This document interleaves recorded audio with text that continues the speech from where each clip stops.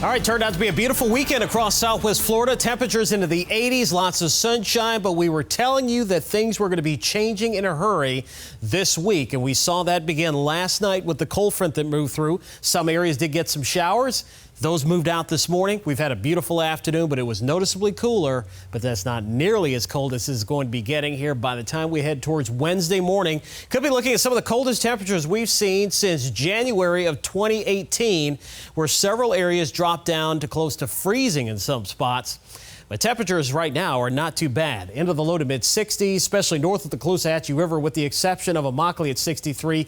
Getting down into the heart of Collier County, though, Golden Gate at 71, Marco and Everglades City, both in the lower 70s. Those winds in the wake of the front out of the north at about 5 to 10 miles per hour. The wind out of the north bringing the air off the land areas as opposed to off the Gulf or the Atlantic. So it's a dry northerly flow, and that's going to allow those temperatures to drop off here pretty quickly once the sun goes down.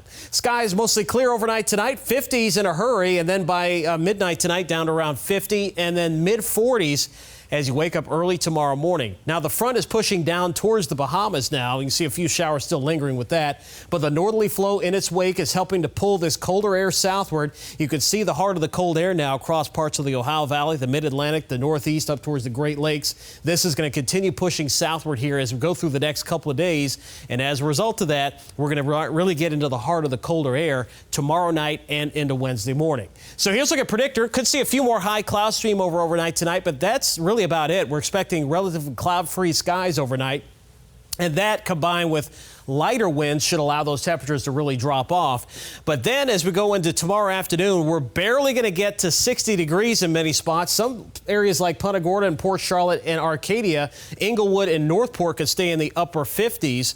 But then look at this. By Wednesday morning, many locations, particularly along Highway 29 and some of the typically colder spots north of the Caloosahatchee River, could drop down close to freezing. You definitely want to plan on protecting your cold-sensitive plants. Bring your pets inside, especially for tomorrow night, really all the way to the coast, but I think the most likely area for a frost or a freeze would be in those typically colder areas, LaBelle down to Immokalee, and then East Lee County and up towards portions of DeSoto, Charlotte, and Sarasota County, so just keep that in mind. And also with wind that we're going to have in the morning, we're going to have wind chills getting down into the 20s and 30s here by the time we head towards Wednesday morning, so this is what it's going to feel like when you step outside.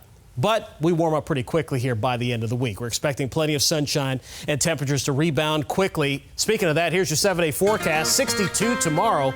We're going to go with a low of 36. Now, keep in mind, areas inland, meaning East Lee County down towards Highway 29, Immokalee and LaBelle could drop down into the low 30s with a light freeze possible. And then temperatures warm up nicely, 64 Wednesday, and then back up close to 80 by Thursday.